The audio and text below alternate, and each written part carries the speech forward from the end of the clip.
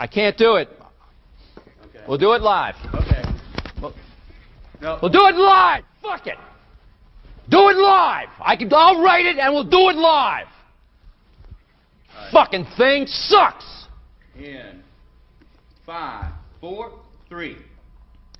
Anyone claiming that America's economy is in decline is peddling fiction. I've abandoned free market principles to save the free market system. But we have to pass the bill so that you can find out what is in it. Raising the debt ceilings does not increase our debt. It does not somehow promote profligacy. I know words. I have the best words. Nobody knows the system better than me, which is why I alone can fix it.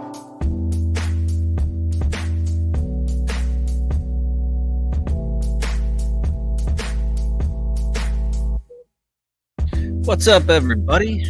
Welcome back to the Peddling Fiction Podcast. I am your host, the voice and soul of so-called fiction, Johnny Profita, and back with me on a lovely Tuesday afternoon for me. Looks a little cold and dark over there in the dungeon of the one and only Justin Hillbilly Boy Campbell. What's happening? It is very cold and dark here today. It's not very cold, but definitely dark and rainy, nasty. It's not looking like a pleasant weather leading into the Thanksgiving holiday. Yeah, so we do have we got Bird Day on Thursday, 2 days from now. Is this the only show we're gonna do this week, or you want to do a Friday episode?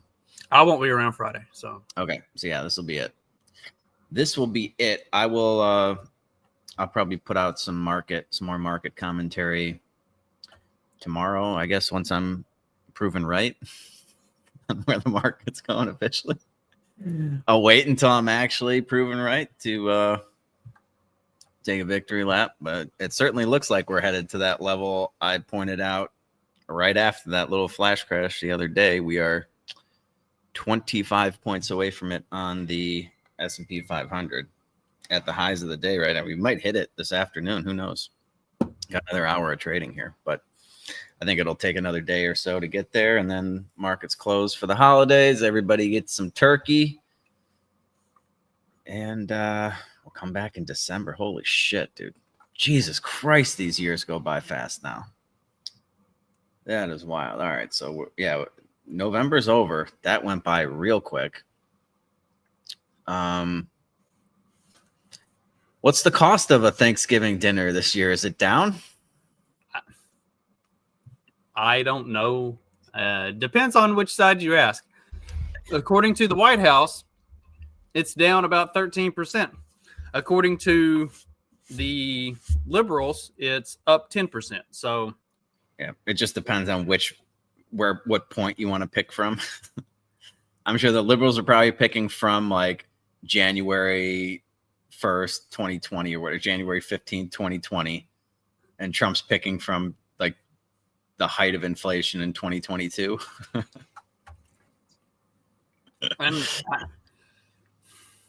It's always up, ladies and gentlemen. The prices have never gone down in my lifetime for anything except like electronics. Well, like, yes, if you're doing all of your shopping at fucking Walmart, then it's probably pretty expensive. We get most of our stuff at the little local place, and you get lots of sales and discounts and stuff and coupons and all of that shit. And you don't slaughter your own turkeys? I tried to raise a couple turkeys a couple years ago, and then I tried again last year, and I gave up on turkeys. They are the dumbest fucking animal on the planet.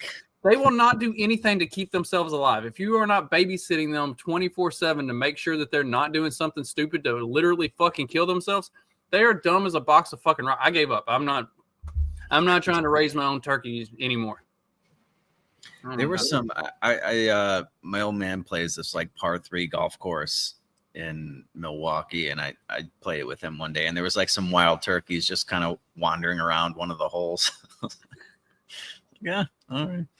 You don't see that every day. There's a whole pack of them that just stands in the middle of the road whenever I'm coming home in the mornings. Like they just stand there. Yeah, like, they didn't seem very concerned that I had like a club and was walking towards them. Yeah. But anyway, Whenever Benjamin Franklin suggested that the wild turkey should be the national bird, it kind of makes you wonder what Ben Franklin was smoking, because that dude was on some good shit, apparently. he certainly liked to party. We know that. He was having all kinds of fun. Yeah, the national bird being a turkey. A lot of people don't like turkey.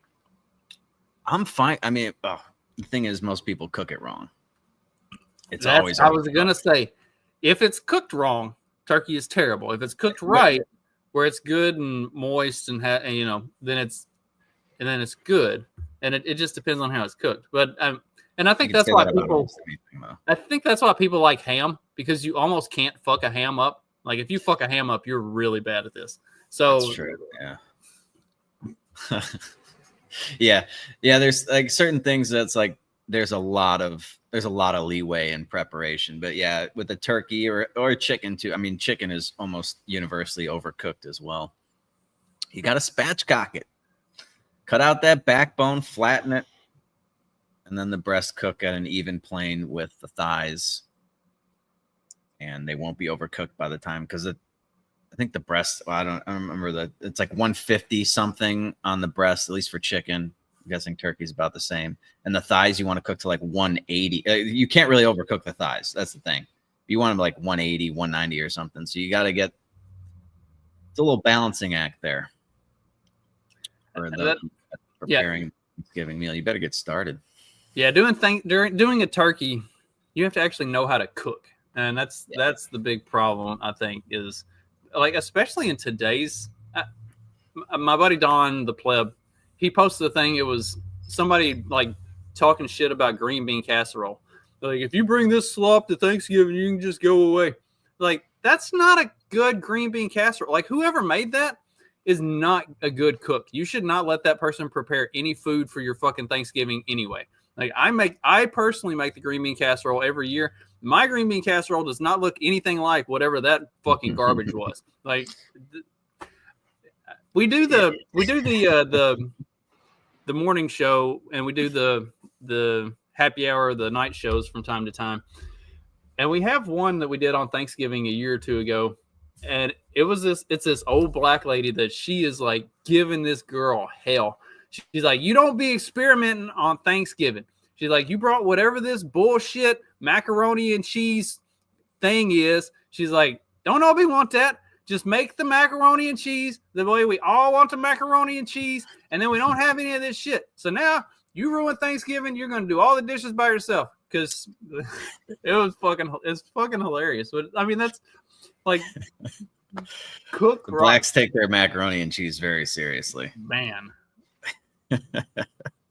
We never had mac and cheese was never on the table at our Thanksgiving, or just in my life, really. It wasn't something, but yeah, the green bean casserole, the one that guy was talking about was probably just like a bunch of canned stuff dumped into a it looked awful. dish. And you can like any version that has you just dumping a bunch of like Campbell's. Oh, I had a Campbell's soup thing. I didn't actually send it over. I didn't know we'd be talking about this today, but yeah, if they're just dumping a bunch of canned stuff in there, it's not very good. But you can do that properly by substituting real things for the canned ingredients, and then it will be good. Yeah, crazy. Yeah, those canned things are just a bunch of sodium. And it doesn't take that much more time to, prep the stuff yourself. Yeah, dude, especially with casseroles are just like, they're basically idiot. Well, you thought they were idiot proof, but yeah, the U.S. is doing its best job to make sure nothing is idiot proof anymore. With our combined IQ here in the U.S., but I'm not even over there anymore. But yeah, the Campbell's guy was taking some heat. I don't even know if you want to talk about this, but he basically said it was soup for fucking poor people, and they're using genetically modified chicken in the Campbell's soup. I don't know if that's true. I don't know if that's been verified. That seemed like lab-grown chicken for the can. That seems like a lot of effort for them to put in. When they had a really shitty chicken in there before, I don't know why they'd need to change. Is lab-grown chicken cheaper than whatever the fuck was in a canned chicken noodle soup from Campbell's? I can't imagine, but I don't know. Yeah, I can't either. But anyway, I saw that headline. And I was like, we don't need to talk about canned goods today, but here we are. Yeah, this just in. Canned soups are really bad for you. They're just a bunch of cheap ingredients with sodium. Make your own soup. Save those turkey bones. Make some turkey stock. Then you can have some nice, healthy turkey soup with your leftovers in that nice cold weather too. Yeah, it dipped below here. I don't know. Last night was a little chilly, so I made some ramen. It's probably like 75 degrees. It's all relative. But anyway, yeah, I can only imagine what the price of like a turkey. A turkey was never that expensive, but I'm guessing everything is just ridiculous now. I had to pull up the cost of French fries because I saw this morning, and this was, I mean, I haven't been to a McDonald's in forever, but I remember like fries being like 89 cents is kind of what is stuck in my mind for an order of fries. The uproar over $4 fries shows just how severely America's standard of living has eroded. Once upon a time, potatoes were what the poorest people in society would eat because they were so inexpensive. But now we are being charged an average of $4.19 for a carton of medium fries at McDonald's. Let me let you in on a little secret. Potatoes are still fucking cheap. If you go buy potatoes at the grocery store and make your own French fries, it's not that fucking expensive. $4.19 for a medium fry at McDonald's. That is insane. There are many that are very upset about the rapidly rising cost of fries, and this is yet another example that shows that our standard of living is being absolutely shredded. Maybe if you're like really that upset about McDonald's French fries, your standard of living is pretty piss fucking poor anyway. Yeah. Just a thought. Well, that's for a medium though. Like, what's an extra large fry cost? Like $8? Biggie size me. Yeah. Yeah. If you scroll down, it has the prices from 2019 to 2024. So I don't think I was that far off on the 89 cent, but yeah, they were like $1.79 in 2019. And now it's $4.19. Dude, that is, like you said, potatoes are still fucking dirt cheap. And making we talked about this on the last episode. We were making fun of that fat chick that bought 5 gigantic bags of frozen French fries, which are never going to turn out good.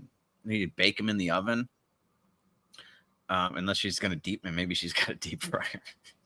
She looked like she knew her way around. Judging by her weight, I would almost be willing to bet she has a deep fryer. Yeah, so they probably turn out okay when you deep fry them, but like, yeah, you can do it yourself. It's not very hard. It takes like a couple minutes to cut up some French fries.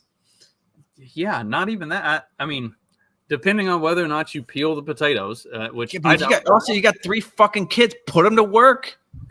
Those are 3 fucking fry cooks you got there. Start chopping some fucking potatoes. And you can get a thing that like a press that you stick the potato in, press it, boom, fries. This isn't this isn't difficult. Yeah, I've always wondered if those are. I think you got to make sure you get like a quality one though that doesn't like bend under the pressure. Yeah, you got to get a good one, but those aren't super expensive either. I mean, like they have good ones at our local grocery store here for like $12. Yeah, and one of those bags of fries is probably only like a couple like 4 potatoes maybe or something. Like those were big bags, but if you've ever made your own French fries, like 1 potato is like that's more than a large fry from McDonald's. Like you get a lot of fries out of a good, good sized potato. But speaking of learning to cook and French fries, so I make home fries all the time. Like I'll take and slice up potatoes or dice them up, and I'll make home fries for the kids, and they absolutely love them. Fry them up in some bacon grease, and I always cut up some onion and put a little bit of garlic in there, and then salt and pepper while I'm cooking it. I'm gonna get fucking starving by the end of this episode. Sorry. So So Sean, we talk about Sean and his fat self all the time. Sean decided he was going to make some for himself. And I was like, okay, more power to you. Like, I am all for you learning how to cook. And he was like, I don't know. They just don't taste right. And I tried them. I was like, yeah. I said, you didn't put any like onion or garlic or anything in this, did you? He's like, oh, gross. No, I don't like onion and garlic. I was like, that's a staple of the home fries that I make. It's like, yeah, you didn't put anything in this. Yeah, it's going to be bland. So I'm trying to teach my kids that all the things they think they don't like, they actually really, really do like. They just don't know that I've been putting it in their food since literally their entire life. I mean, there's very few things you can cook without onions and garlic. It's like, yeah, you might not want to just bite into an onion or like chew on a clove of garlic, but it's almost in everything. So you don't not like it. You just don't know you have it. What's okay? He hasn't been going to the gym? No. Oh God, now he's just gonna be packing it on for the holidays. His mom has even been getting on to him about it. Like, his mom is obese and doesn't put much effort into herself at all. And even she has been getting on him. So hopefully we can bully him into starting to do something going forward. And if not, my daughter has already talked to me. She's like, whenever you get done or, get your surgery and you're healed up and everything, she's like, I want to start working out and like doing all this stuff every day. It's like, all right, cool. Cause I've already talked, like once I get fixed, I'm going to really start hitting the weights and also protein loading and stuff like that and trying to put weight back on. Cause I'm way too fucking skinny. And she used to wrestle in junior high. And then since she got into that smart kid school, they don't do athletics. So she hasn't had all of that stuff. And she's like, I don't really feel like myself anymore. She said, I want to get back into working out and lifting weights. And you're going to feel so much better, dude. Like, don't get me wrong. I hate every fucking second when I'm at the gym. I hate it. But I go at a minimum 5 days a week. And I hate every fucking second of it. I like the results of it. And you'll feel much like, even if you did nothing, like you could lay on your ass all fucking day. If you go to the gym for like an hour, you still feel like you accomplished something. And your mind's going to be clear. Your body's going to feel better. You're going to look better. Everybody should start now. Don't be like, oh yeah, I'll start after the holidays, like New Year's resolution, or just start doing it now. So you get the habit built, and then you won't want to stop by the time Christmas is over. Because you'll actually you've made some progress in a month, and you won't want to take 2 weeks off to sacrifice everything. Oh man, dude, yeah, fucking Sean should give me his number. I'll text him. He'll end up blocking me. I remember seeing this like story. It was like some British dude texted his best friend was like fat, and he just texted him fat fuck for like 2 years or something every day, and the guy ended up losing like 300 pounds. Probably saved his life. Right. Bullying does work. Yeah. Yeah, there's definitely a healthy level of bullying. I know we've talked about that before. Obviously, it can be taken too far.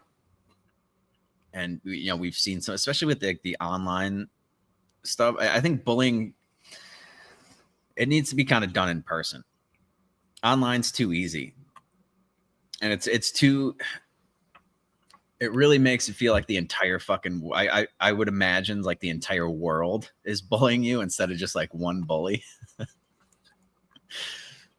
But yeah, man, it does seem like life was better when we had some healthy bullying going on. Absolutely. Yeah. I don't know if that's just nostalgia for the 90s, but speaking of people who need to be bullied and also the price of things, apparently going into this holiday shopping weekend, since Friday is or Thursday's Thanksgiving and then Friday's Black Friday, apparently all of the unemployed liberals have a plan to crash Trump's economy. They're just going to not spend any money. Wait, where did they get money to begin with? Economic blackout, which means pulling all your money out from the system, not giving corporations any money from the 25th to the 2nd. That is the week of Black Friday. I know it sounds crazy, and I know it sounds like you don't want to do it, and I know it sounds inconvenient, but that's the whole point. Because these companies, they stock up on things, they spend extra money before the holiday season, specifically before Black Friday, because they expect to make a lot of revenue. Because Black Friday is hyped up to be this big thing where you'll save all this money. But you really don't. It's a scam, and we all know it. There will be a sign outside that says 80% off. You walk in, the only thing that's 80% off is some bullshit that no one wants. So just save yourself the time, save yourself the effort, and also protest. Peaceful protests do nothing when the people you're protesting don't have morals. They care about money. What this administration cares about is money. What these people care about is money. We don't give them money. During one of the times where the economic blackout. Okay. Yeah. So it doesn't seem like this chick realizes, like, why do we call it Black Friday?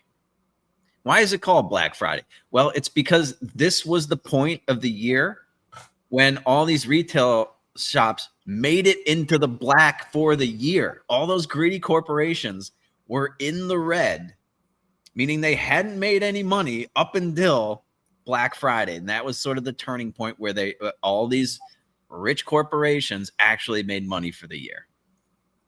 So I guess we could start there, but it's just like, I still cannot wrap my head around why people hate all of these. Oh, it's going to be inconvenient. I know it sucks a little bit to not use what they're offering you.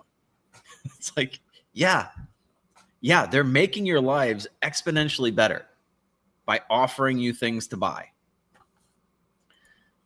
I cannot wrap my head around why people hate corporations so much, other than the fact that they've just been berated by, of course, pussy politicians who have just done a masterful job of getting the American people to fight amongst themselves and to hate the rich corporations.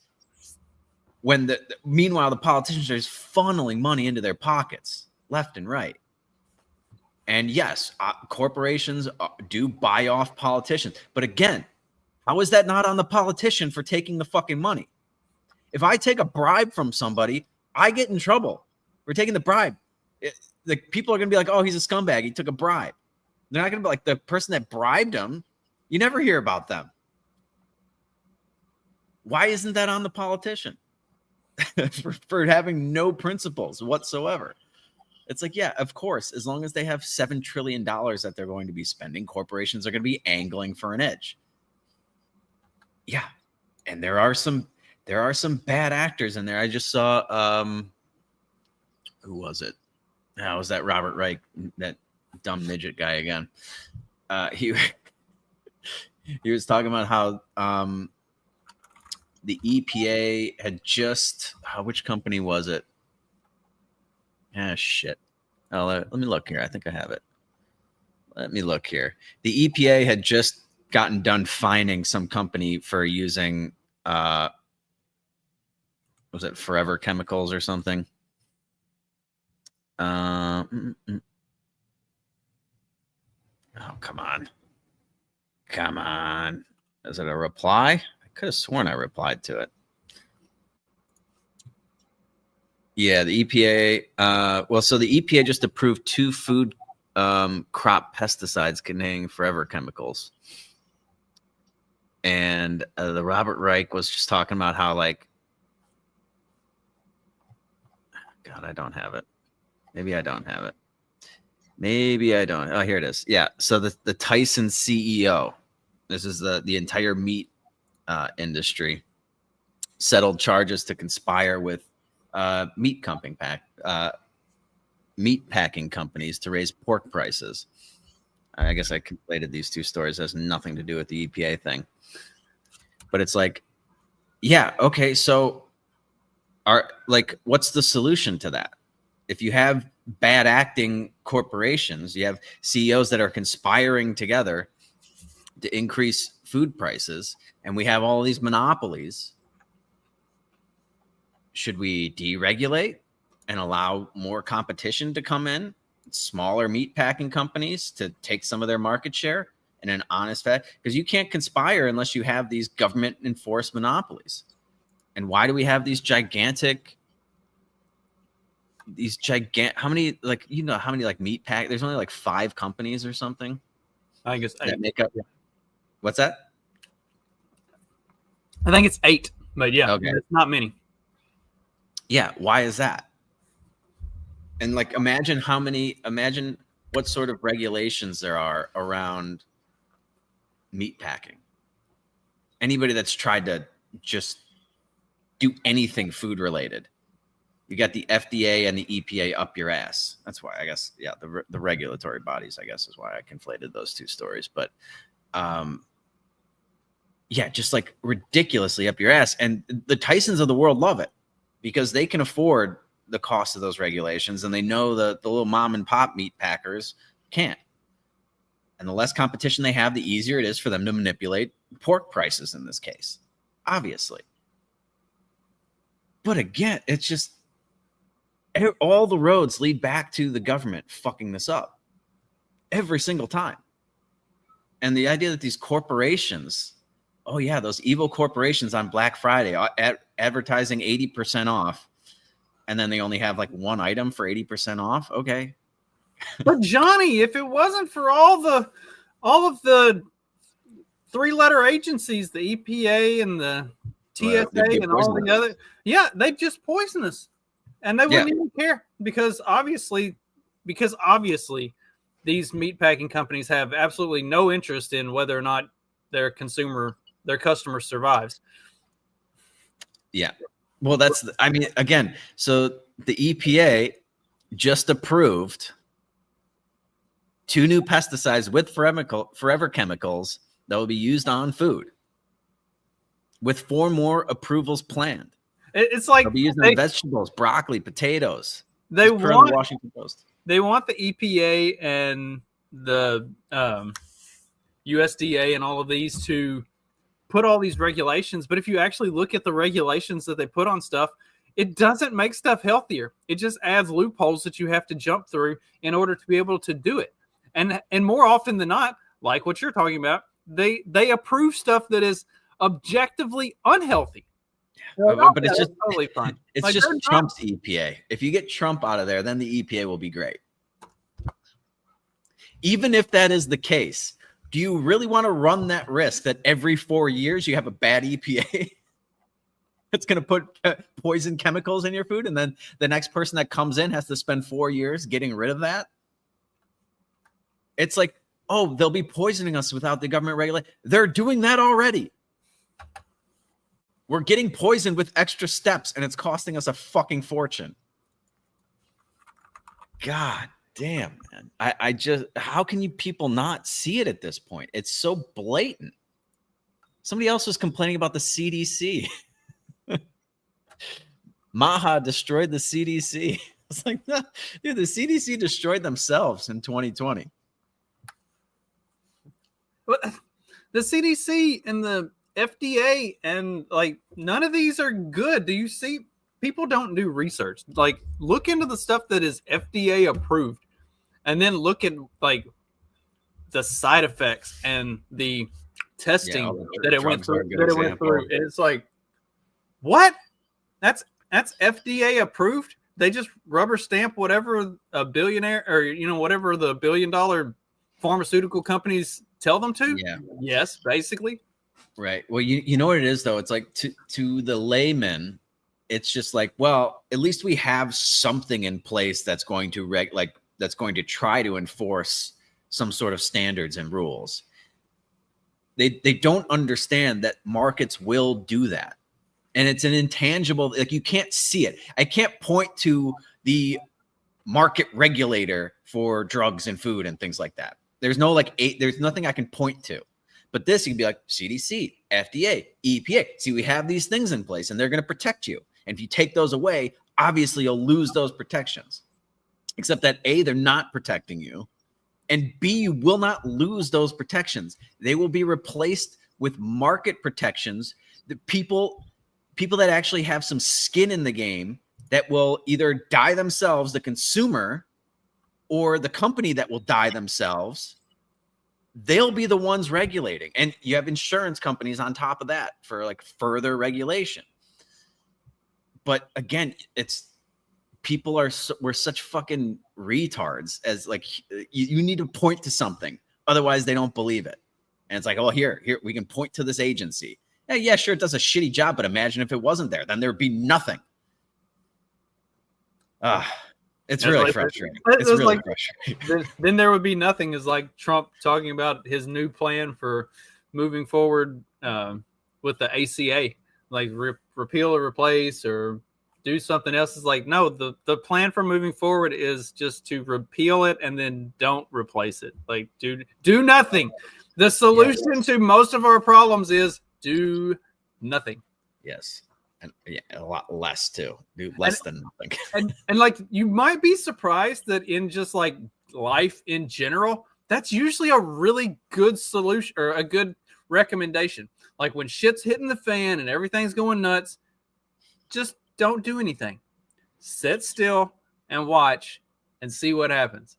Like, because more often than not, the overreaction is worse than what was actually happening to begin with. So, like, yeah, there's definitely, I can think, I mean, like with people's portfolios, the ones that like almost never touch anything completely outperform the ones that are in there tinkering constantly. Yeah, there's definitely scenarios where that is the thing to, step back, take a beat, let things play out. It would be amazing if we could just get rid of one agency, just get rid of something. So we can have an example of be like, this is what it was like before the agency. This was like during the agency. And now here it is again without it. And we can look objectively, but they just never get rid of anything. Why do you think that? Why are they freaking out? Dude, if it was, and like, there are plenty of like stupid little agencies that if we got rid of them, like the sky's not going to fall. People aren't going to die. I know they're did you see that study from, well, it was based on models and previous former USAID employees claim that 600,000 people have died since the USAID aid was cut. The sky will not fall. So why are they freaking out so much at the mere mention of maybe just not even getting rid of an agency, but just cutting back the budget a little bit? Well, it's because they realize that if the American people get an example of what it's like without them, they're going to prefer it. What did you see? They did cut out Doge. Yeah, well, so I've heard conflicting things. Is Doge, like Elon said, Doge was still functioning. I don't know what functioning means because they haven't really done anything anyway. Right, and they're not like digging through stuff and releasing reports of government fraud and waste and stuff anymore. Yeah, no, we haven't heard anything like that since like, April, May of this year. So yeah, that was a big disappointment. I also find it just hilarious that the people that are trying to dunk on Elon Musk and Doge were the ones that were freaking out about them trying to cut anything. They were screaming that the sky was falling every time they brought up something, even the transgendered studies or dance classes in Afghanistan or whatever the hell it was. They'd freak out about cutting that. And then when none of the cuts materialized and Doge objectively failed, now they're like, oh, this is the biggest waste of money and time. Look at this. It's like, dude, you were fighting it the whole time. You're fighting it the whole way. And it doesn't prove that we shouldn't be cutting any, or at least trying. It just proves that there's no energy in that direction in Washington and to drain the swamp. There's none. Obviously, the swamp creatures do not want to drain the swamp, and they're all in on it, and they're the only ones that are able to do it. What's this? Doge. Okay. Yeah, this is the Doge X account. It says, as usual, this is fake news from Reuters. President Trump was given a mandate by the American people to modernize the federal government and reduce waste, fraud, and abuse. Just last week, Doge terminated 78 wasteful contracts and saved taxpayers $335 million. We'll be back in a few days with our regularly scheduled Friday update. Oh. So I guess they're doing stuff, but they're not they're not going after like the big fraudulent stuff. They're like cleaning up smaller stuff. But like I was just like scrolling through their post real quick. Like they're cleaning up government contracts that probably shouldn't exist. And okay, like that's good. You knocked out $100 million. We're 38 trillion in Right. debt. And Again, we're rearranging deck chairs on the Titanic. yeah. You have to take, like, I remember Obama was like, yeah, we can't just take a hatchet to the budget. We need to take a scalpel. It's like, no, dude, you need to take a fucking hatchet to that thing. Chainsaw. Chop it in half. And then chop that in half. And then chop that in half. And you see how far down we can get. Because we are well past the scalpel days of this. I'm surprised. Like, I haven't really seen these Friday updates. I don't know if the algorithms aren't pushing it or what. But I guess they're not. Yeah. What happened to them? You know, they were going to audit Fort Knox. That really fell by the wayside. It's been disappointing to say the least, but I can't say it's surprising. I can't say I'm surprised that haven't been able to cut anything substantial from the government. And the little that they did, 600,000 people have died, mostly children, Justin. Millions more will die from that USAID being cut. And like the same people that are mad about 600,000 people dying are also the ones that want on-demand abortion and have been complaining about how we have an overpopulation crisis for like the last 5 years, 10 years. Like, what do you want? We're giving you the solution to your overpopulation crisis. Like, come on, we're helping you out. Why now they don't want that? Make it make sense. Right. Yeah, you're damned if you do, damned if you don't. If you try to cut things, oh, it's the end of the world. Elon Musk and Doge are evil. And when you don't cut anything, oh, this is such a stupid waste of money. It's like, all right. I can't imagine just going through life like that, just being that ridiculous and oblivious. But man, there are so many people out there that operate that way.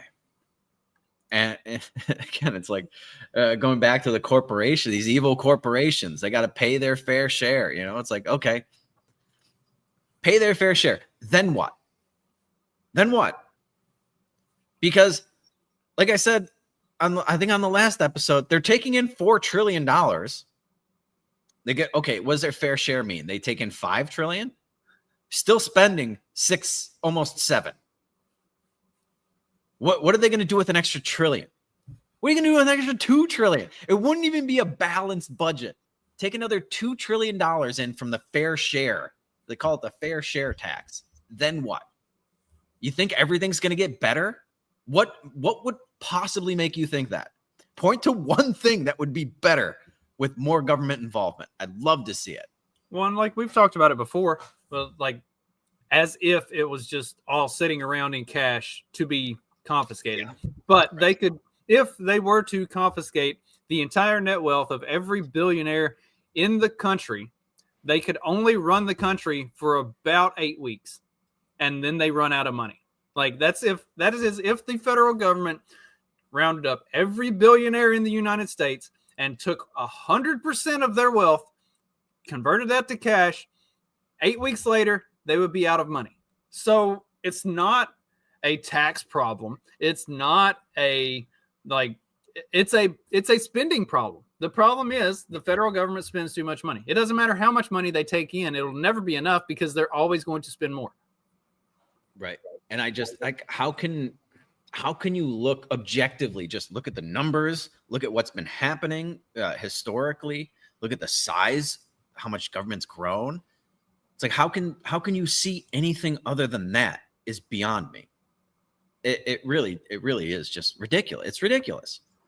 Speaking of growing government and all of the government waste, let's talk about California's waste of the day. The clean energy investment. California invested $468.4 million into private companies through its Clean Energy and Technology Fund. Today, that money is worth 138 million. I mean, if you want the worst possible return on your investment for literally anything, put your money in the hands of the government. Yeah, again, and you can't. There's not like an example that's the opposite of this, where some government investment worked out. It's never happened. The chick in Chicago that was in charge of their the teachers' pensions or whatever, that was getting like a 3% return. 3.6% return. We're breaking records over here. Look out, dude. Yeah, I guess compared to this, you lost 300 million. It's like, hey, over what period of time was this? The 70% loss. That's right. Since 2007. Since Holy 2007. Fuck. You almost like the level of incompetence to lose that much money since over that time. Like, what the fuck?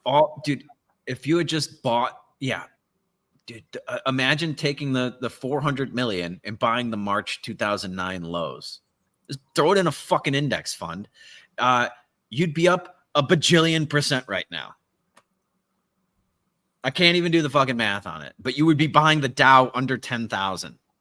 The Dow's at 47,000 right now. Like, are you kidding me? Are you fucking kidding me? It's almost impossible. But look at Nancy Pelosi's portfolio, for instance.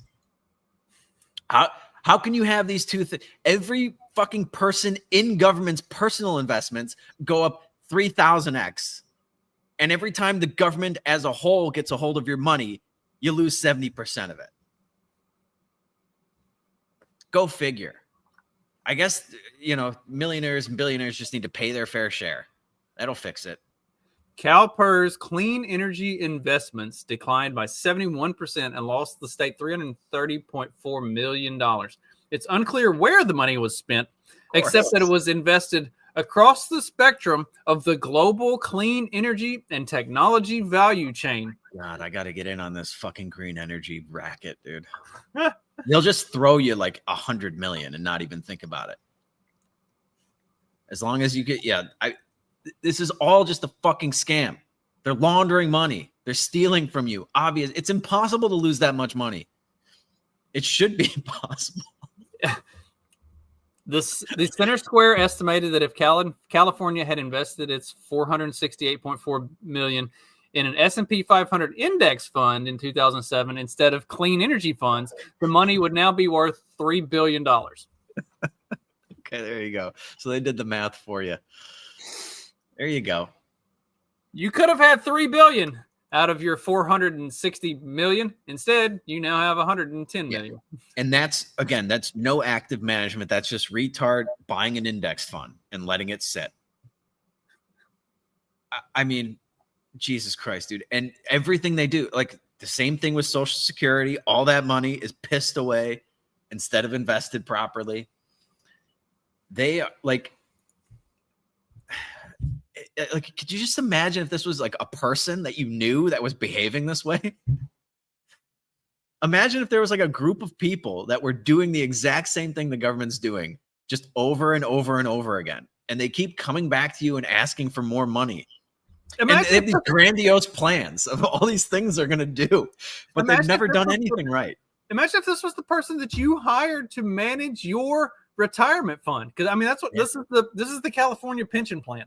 Like, so anybody in California that works for the state and is going to draw a pension, like they are bankrupting this thing by doing dumb shit, and like you would fire them immediately. It's borderline criminal. Instead, we're going to give them more money, and how are we going to do that? Well, we're going to raise your property taxes. We'll come up with a head tax. Yeah, we'll tax the shit out of everybody because we're a bunch of crooks, incompetent. Not at being crooks. They're good at being crooks, but they're incompetent at doing anything that they claim that they can do. All they know how to do is steal your money and fuck up investment. I mean, remember, Solyndra was back in like 2009. They lost that much money. They lost like $500 million. It turns out if they had put that $468 million into regular investments and turned it into $3 billion. It wouldn't help them all that much, considering that the California pension is underfunded by $174.6 billion. Are you fucking serious? $175 billion. Short. Jesus $175 Christ. billion short. Yeah. No, here we go. No other retirement system in the country has more than $85 billion worth of debt, but California has 170. Yeah, it's a big state, but Jesus Christ, dude. This is just California ridiculous. also manages a separate pension fund for teachers, which is only underfunded by $70 billion. Okay, so what are we at? $230 billion now? No, 240. Yeah, $245 billion that they're short. But yeah, California has the greatest economy. Rich has got to pay their fair share. Yeah, just tax those evil corporations. Okay. Yep. Good luck with that. God damn, dude, that is an insane amount of money. That's $250 billion. That's $1/4 of $1 trillion. Short. That's just $250 billion short. Right. In one state of the union. Oh my God, that is staggering. That is like if fucking you live staggering. in California and you are relying on the government for your like pension and your retirement, you are fucked. Wow. Straight up fucked. Dude, that is. I thought Chicago was bad. Chicago was only like $2 billion in the hole. Oh, yeah. I mean, I guess that's just one city in a state, but that makes up probably the vast majority of Illinois' debt is all in fucking shithole Chicago. Speaking of, I sent you a shithole Chicago thing. Should we do that real quick? Wait, what did you send me? I sent you the. I thought I did. Did I send you a Brandon Johnson thing? Oh no, I sent you a follow up on the guy that set that chick on fire on the plane. Yeah. Okay. Or on the Do train. that. I mean, cue it up. Walking down the streets, the shithole Chicago, where the wind is cold and the people are low. Broken down buildings, ain't no place to go. But the music keeps playing in shithole Chicago. All right, so this is He lit a woman on fire aboard a train. Meanwhile, there are growing questions about why he was back out on the streets despite a rap sheet reportedly going back to the early 90s. Mike Tobin is live in the Windy City with more. Hi, Mike. And Dana Lawrence Reed will be once again before the judge today, this time to determine if he will be held behind bars before he goes to trial. And that really is the backbone of this case. On Monday, he was out walking the streets despite a pending case for allegedly knocking a woman out, able to ride the L train where a woman was set on fire. Now, we have a statement from her family through Cook County Health. It's a pretty simple statement. They say, we'd like to thank everyone for their prayers and well wishes as our daughter receives care for her injuries sustained earlier this week. We're also grateful for the excellent care and support of the burn team at Stroger Hospital. It goes on to the family to say the family will not be providing any more updates. Now, the criminal complaint against Reed says he went to a gas station, filled a plastic bottle with gasoline. The images get brutal here, so brace yourself. 20 minutes later, he was on the Blue Line train. Dumped the gasoline on the woman's head. She ran, but he chased her down with the flaming remnants of the bottle and set her on fire. Mayor Brandon Johnson's message is that violence on public transit is not widespread. Look, my responsibility is to build the safest, most affordable big city in America. The investments that we are making are certainly moving us in that direction. This is an isolated incident. I mean, I don't see this as some sort of trend. Imagine that's your fucking response to a woman being set on fire on the train is, oh, well, this isn't a widespread problem. It's fine. It's like, it's not a big deal. Well, I just sent you the clip that I was thinking of too. While you get that ready, he's got to go before a judge to determine whether or not he should be behind bars awaiting. How is that even a fucking question now? Why do we even have to waste time with that? It's like, yeah, no, you're going behind bars for the 73rd time. It's fucking absolutely insane. But according to Brandon Johnson, we cannot incarcerate our way out of violence. Here we go. Let's finish up on this because we've tracked down more than 4 dozen arrests of Lawrence Reed since 1993. 9 of them were for felonies, yet he has served just over 2 years behind bars. Most recently, he was charged with aggravated assault for knocking out a social worker. The state's attorney requested pretrial detention, but Judge Teresa Molina Gonzalez denied him the request and put him on electronic monitoring. The website CWB Chicago reports that at that detention hearing, Judge Molina Gonzalez said, "I can't put everyone behind bars or keep everyone in jail just because the state's attorney has asked me to." So we'll find out later today if a federal judge will indeed keep him behind bars. Yeah, that's what we're asking. Put the state's attorney asked me to keep this guy. Everybody, I can't do that. Okay, how about the guy that's been arrested 72 fucking times? Can you do that? How about that one? Well, yeah, like we're just asking you to throw everybody in jail. Yeah, okay. Well, obviously that's not the solution, Johnny. No, of course not. We cannot incarcerate our way out of violence. We've already tried that, and we've ended up with the largest prison population in the world without solving the problems of crime and violence. The addiction on jails and incarceration in this country, we have moved past that. It is racist, it is immoral, it is unholy, and it is not the way to drive violence down. Yeah. Did we have lower ends? I don't remember reading about people being lit on fire on the L train back when we had the world's largest prison population. We were imprisoning people. Did we have less violence back then? Seems like we did. We certainly had less. Dude, that guy'd been arrested over 4 dozen times and only served 2 total years in prison. How is that possible? And like, multiple defenders doesn't even take a good lawyer. Multiple felonies for violent crime. Like 2 years. That's crazy, dude. That is absolutely insane. It is absolutely insane. And yet, you read about these other places like Singapore and like Japan, like these countries that treat crimes very, dude, if you like spit your gum out in Singapore on the street, they'll throw you in fucking prison. Guess what they have? No gum on the streets. And cane you in public. Like, right. It's like, or those, they chop your hand off when you get caught stealing. Guess what they don't have? A lot of people stealing. Like, what is it? I think South Korea has the death penalty for drug dealers. It's like, is that a little extreme? Maybe. Also, you know what South Korea doesn't have? A huge drug problem. Crazy, right? Yeah. By the way, we did just take out that first level that I mentioned at 6,790 while that video was playing 3 days ago. So it pays to be in the Substack, ladies and gentlemen. If you were listening to me, you could have ridden this all the way up from 6,525 to 6,786 without a down day. Anyway, yeah, dude, Chicago is just such a, it's racist. It's racist. Yeah. Okay.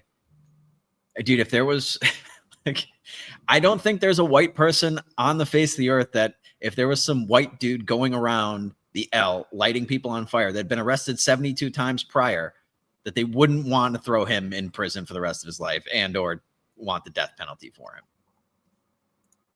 It has nothing to do with race. It has to do with living in a fucking society of like good, decent people that aren't lighting each other on fire, committing 72 arrestable offenses. That's, I honestly don't know how that's possible, dude. You have to wake up every day trying to do something. Like, you, not only do you have to get arrested, you have to get caught 72 times. So you got to figure he did it like 200 times. I don't know. How efficient are the police at arresting people? Not very. It's not like every time he committed a crime, he got arrested. That's just the amount of times he got caught. God damn. But yeah, I guess just a couple more after school programs. like what I don't even know what Brandon Johnson's plan is to get rid of violence. It's not arresting people. Apparently, it's not encouraging fatherhood and discipline in the household. Can't have that. It's not, personal responsibility. That never enters. That you never hear anything about personal responsibility come out of the mouth of a fucking Democrat ever. It's never happened. So what's the plan? I guess a few more tax dollars and some more government programs. Okay. I'd love to see the violence levels when we had the time that he was talking about, where we tried to incarcerate our way out of this and it didn't work. I'd love the level of violence around those times, but there are plenty of charts and stuff. Did we talk about? So if you look at like violent crime and you look at, there was a time when like insane asylums and mental institutions were a big thing. And then those went away and prison and incarceration started to go up. But there was a time where they overlapped, where incarceration was on the uptick, but it hadn't really hit its stride. But putting people in insane asylums was on the downtick, and it had hit its stride. So they're meeting somewhere low middle. And if you look at violent crime statistics during that time frame, they just spike. Like when nobody was going in insane asylums and nobody was going in prisons, violent crime rates just spiked through the fucking roof. And it was like when the crazy people were being locked up somewhere, violent crime was down. And then when the crazy people were being locked up somewhere, violent crime was down. But when they weren't being, through the fucking roof. And now we're seeing a retelling of that, where all of these activist fucking judges won't put violent criminals in jail. And now you're seeing all of these violent crime rates spike again. It's like crazy, right? Well, it's like, dude, you don't even, like I said, I'd like to see the number. I don't need to see the number. You can just reason your way through this. It's not complicated. And you did, I think it was either on it was in the last couple episodes where you mentioned that dynamic of the incarcerations and the insane asylums. But it's just so obvious to anybody that I find it hard to believe that even the Brandon Johnsons of the world can't understand this, can't reason their way through. I mean, yes, that guy is a dim bulb, but there's no way he actually believes this shit that he's saying. So you underestimate just how fucking stupid Democrats really are, I think. Maybe. But I think just at a certain point, like wouldn't your like human instincts just take over, just out of like pure survival, and just being like, yeah, okay, that was like on some level you have to know that's a retarded idea. Dude, these are the people that think Marxism and socialism are the solution to everything. They don't have basic survival instinct. If it wasn't for the rest of us keeping them from killing themselves, they would already be dead for their own stupidity. Like, they need all of the government agencies to put warning labels on shit, because if it wasn't for that, they would all be fucking dead. Well, another good reason to get rid of those government agencies is putting the warnings on it. Let them eat the Tide Pods. My favorite meme of all time is, I'm not saying we kill all the stupid people. Let's just take off all the warning labels and let nature sort itself out. Yep. All right. I'm trying to think of what else we got today. We got a few more minutes, right? Yeah, we got a bunch of other stuff. What do you want to do? You want to do the AI thing, the Ukraine thing, or the market report thing? That's a good question. I think we got time for one more. Well, let's do the Ukraine thing. All right. I'll save the market stuff I'll probably do a Substack on it. I'll talk about that. So for those who haven't been keeping up with the news, there is a Ukraine peace deal in the works to end the war between Russia and Ukraine. The left is saying that Trump is just completely caving to Putin and giving Putin everything he wants. Well, guess what? That's kind of what happens when you lose a war. You have to give up. You have to give up a lot of things to the people that are just straight up beating your ass on the daily basis. Zelensky is seeking an urgent meeting with Trump to negotiate territorial concessions and some of the Zelensky sticking points directly. So basically, the way the peace deal as it is been drawn up goes is there were 28 points. They reduced it to 19, I think it said. It's too many points, dude. And like Russia will officially have Crimea and a couple of these Donetsk and Luhansk, and then these other two I don't think are necessarily going to be Russia, but that's part of the negotiations that's going on. But like effectively all of the things that Russia has already occupied and taken, whether you want to believe that that's what happened or not, that's what happened. Like all of this red zone for the most part is Russian occupied at this point. And they took Crimea like 6 years ago. That wasn't even a fucking like that's not even something that happened recently. But for some reason Crimea is getting lumped into all this. So anyway, apparently Zelensky is like really doesn't want to give that up. And like, dude, you already lost it. Like they turned the power on in Kiev for certain amounts of time during the day so that people have power because you fucking lost. Like you don't really have a good negotiating point here. Somebody's saying this is worthless old news. It's already been rejected by Russia, according to this guy. I don't know. This just came across the ticker this morning, right? Yeah. Yeah, because they're why would Russia reject that? Because Zelensky's trying to get in to meet with Trump before the end of the week. So yeah, well, I think the point again, just like Russia doesn't have. I mean, Zelensky doesn't have a leg to stand on here. I don't.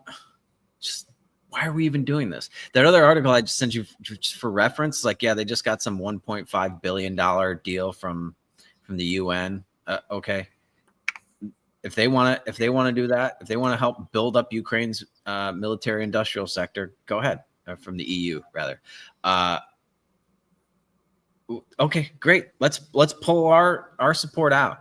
We're done. I don't even know why. Like, just wash our hands of this. He said Russia's already got all that territory. If you just look at the map, you're like, oh yeah, I can see why Russia would want all that.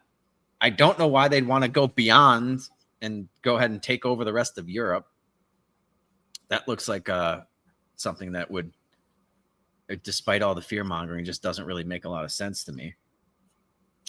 But yeah, I haven't heard anything of Russia rejecting these plans. Everything I'm reading is Zelensky not wanting to give up any territory. And again, Zelensky doesn't have a leg to stand on. But there was a bunch of bombing going on too today. Well, like Europe is fully backing Ukraine in all of this stuff, except that Europe's not actually backing Ukraine or sending any support to Ukraine. They're just giving them the old pat on the back and yeah, you go do this. You stand you stand up and be strong. The US will send you a few $1 billion. That'll be fun. Yeah, I'm just so sick of this whole goddamn thing. And I what was it, like 2 weeks ago, if that, it turned out that there was like $100 billion just, or was it 100 million? 100 million of just complete bullshit, complete fraud, complete money laundering going on. How could anybody be giving them more money? Well, I think that was one of the parts of the the peace deal that they were talking about early on, or like at some point last week, was they were going to have a full audit of the money that has been sent to Ukraine. And Zelensky was like, oh, no, we need to remove that. We don't need to be auditing the money that y'all sent us. Like, they'll just protest too much, I think. Yeah. I mean, it's just, the whole thing is just, it's wild to watch. Oh yeah, we don't need any oversight. Just give me the money. Just give me a couple hundred million, couple hundred billion, whatever. And yeah, I don't know, dude. I'm just so sick of all of this. And yeah, Trump wants to negotiate peace, so he can be like, yeah, I negotiated this deal. I'm the greatest negotiator, blah, blah, blah, blah. It looks like this is falling through. Zelensky wants an urgent call with Trump to talk about how much land they're giving up.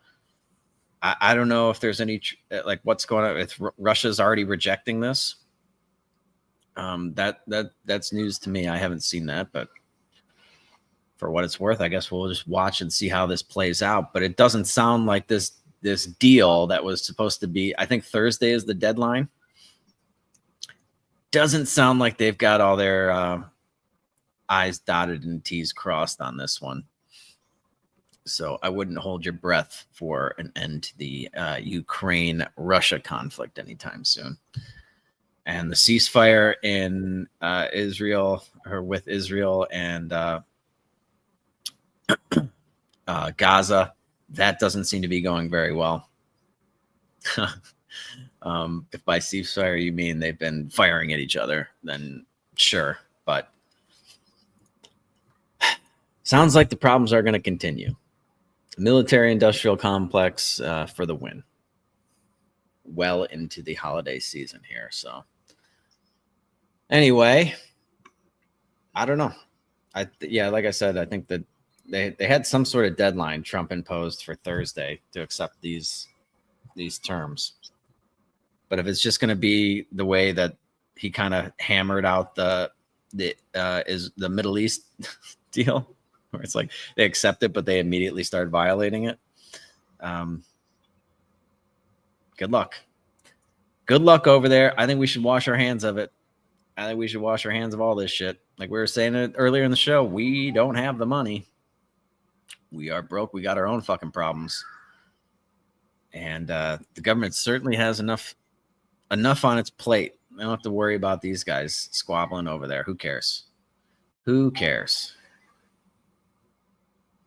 But anyway, markets are closed for the most part. Where did we end up? Just ran that high. How did I know that was going to happen? Still settling things. Futures market will trade for another hour or another 50 minutes or so. But yeah, interesting. I'll put out a Substack on that. I'll probably do it tomorrow. So you guys have something going into the weekend to listen to. You got anything else going on, or just holiday stuff? Holiday stuff. That's it for me. I got my surgery in 2 weeks. 2 weeks. You excited? Oh man, words cannot express. I've never been so excited about the prospect of being put under and having a surgeon run a scalpel down my throat. Yeah, man, you've been dealing with this for a long time. Yeah. Should have just gotten it done here in Mexico.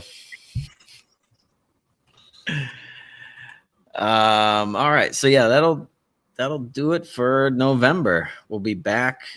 We're gonna be back on Tuesday, the 2nd. Yep, should be. All right. To get the last month of the year kicked off properly, go take advantage of all those Black Friday fake sales, everybody, and Cyber Monday. Give all those greedy corporations your money, or don't. I don't know what they think 5 days is going to do. Abstaining for 5 days, especially people that don't really have much money to begin with. But yeah, should be enjoy your holidays, everybody.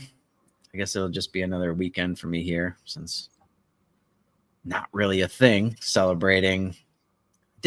Always enjoyed Thanksgiving though. One of my favorite holidays. Of course, I can't fly back just for that and then go back again for Christmas. So I'll be here enjoying the nice sunny weather. And until Tuesday, you guys know what to do. Just keep on peddling that so-called fiction. Peace.